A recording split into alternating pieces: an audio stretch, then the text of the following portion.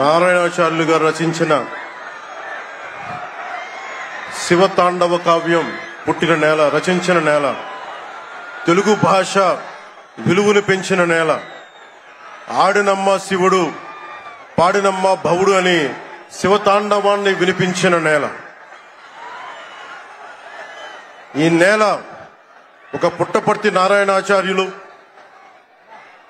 కవి బళ్ళారి రాఘవ గారు లాంటి నాటకరంగ రచయిత, నటుడు, విధాన్ విశ్వం లాంటి మహానుభావులు, గజ్జల మల్లారెడ్డి గారు లాంటి కవులు, ఇలాంటి వాళ్ళందరూ పుట్టిన నేల.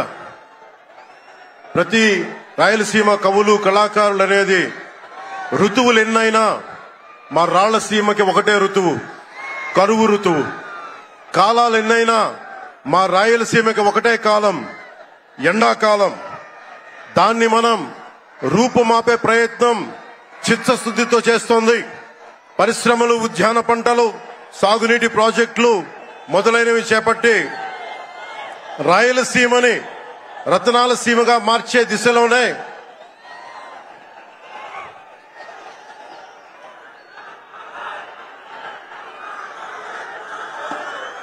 ఈ రోజున మేమందరం గౌరవ ముఖ్యమంత్రి గారి చంద్రబాబు నాయుడు గారి నాయకత్వంలో మీ ముందుకున్నాం.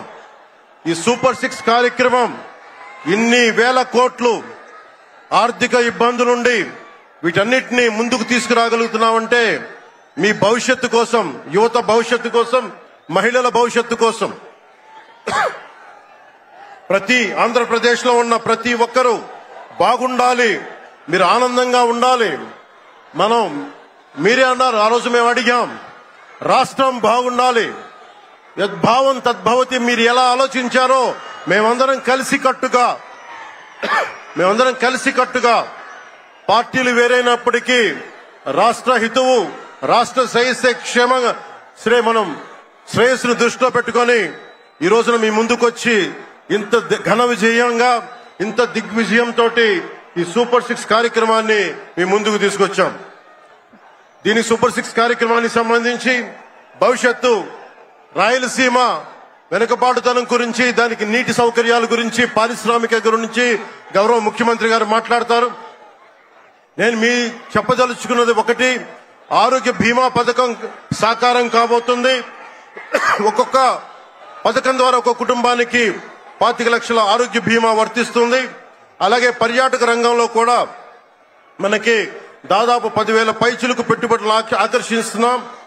అలాగే పంచాయతీ రాజ్ శాఖలో కూడా పల్లె పండుగ ద్వారా 13,300 గ్రామ పంచాయతీలని గ్రామ సభలు నిర్వహించి రికార్డు చేసి 2,007 కిలోమీటర్ల బీటీ రోడ్లు, 4,000 కిలోమీటర్ల సిసి రోడ్లు చేయగలిగాం. 1,55,000 నీటి కుంటలు నిర్మించి 1 టీఎంసీ నీటిని వర్షాకాలం నిల్వ చేయగలిగాం. అలాగే మూగజీవాల దాహార్తి తీర్చేందుకు 15,000కు పైగా నీటి తొట్లు నిర్మించాం. 22,518 మినీ గోకులాలు చేశాం. అడవి తల్లి బాట కార్యక్రమం గౌరవ ప్రధానమంత్రి శ్రీ నరేంద్ర మోదీ గారి సహకారంతో, ముఖ్యమంత్రి శ్రీ నారా చంద్రబాబు నాయుడు గారి నాయకత్వంలో కూటమి ప్రభుత్వం 1,005 కోట్లతో ప్రధానమంత్రి పిఎం జన్మన్ పథకం, మహాత్మా గాంధీ జాతీయ ఉపాధి హామీ పథకం ద్వారా రాష్ట్ర ఉపాధి హామీ పథకం 625 గిరిజన గ్రామాలని అనుసంధానిస్తూ 1,069 కిలోమీటర్ల రోడ్ల నిర్మాణం జరుగుతోంది. గర్భిణీ స్త్రీలకి డోలీ మోతల నుంచి విముక్తి కలిగించాల లక్ష్యంతో ముందుకెళ్తున్నాం. 7,910 కోట్లతోటి జల్ జీవన్ మిషన్ కి ప్రాజెక్టులు చేపట్టాం. అటవీ విస్తారాన్ని పెంచే లక్ష్యంలో 1 కోటి మొక్కల నాటే కార్యక్రమానికి శ్రీకారం చుట్టాం. కర్ణాటక ప్రభుత్వానికి నుంచి సహకారంతో 4 కుంకి ఏనుగులను తీసుకొచ్చాం.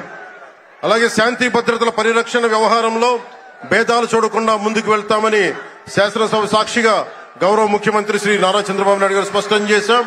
నేను అదే మాట చెప్పాను, ఆ మాట కట్టుబడే ముందుకు వెళ్తున్నాం. శాంతి భద్రతలు ఎలాంటి ఆటంకం కలగకుండా ఉన్నప్పుడే రాష్ట్రంలో పెట్టుబడులు, పరిశ్రమలు వచ్చి యువతకి ఉపాధి, ఉద్యోగ అవకాశాలు లభిస్తాయి. ముఖ్యంగా మన రాయలసీమ యువతకి మీరు ఉపాధి అవకాశాలకు వేరే రాష్ట్రాలకు వెళ్లకుండా మన అనంతపురంలో, మన కర్నూలు, మన కడప, మన చిత్తూరు జిల్లాల్లో మొత్తం ఉపాధి అవకాశం పక్క రాష్ట్రాల నుంచి మనకు వచ్చేలాగా పారిశ్రామికరణ జరగాల దిశగా గౌరవ ముఖ్యమంత్రి నారా చంద్రబాబు నాయుడు గారు ఆధ్వర్యంలో ఆయన నాయకత్వంలో ముందుకు తీసుకెళ్తున్నాం. కూటమి ప్రభుత్వం ప్రతి అడుగులోనూ త్రికరణ శుద్ధితో పనిచేస్తుంది. గౌరవ ప్రధానమంత్రి శ్రీ నరేంద్ర మోదీ గారి వికసిత్ భారత్ విజన్ దిశగా గౌరవ ముఖ్యమంత్రి శ్రీ నారా చంద్రబాబు నాయుడు గారి నాయకత్వంలోని కూటమి ప్రభుత్వం ముందుకు సాగుతూ 2047 నాటికి ఆంధ్రప్రదేశ్ ని దేశంలో నెంబర్ 1 రాష్ట్రంగా తీర్చిదిద్దుతామని మీ అందరికీ తెలియజేసుకుంటూ జై భారత్, జై హింద్.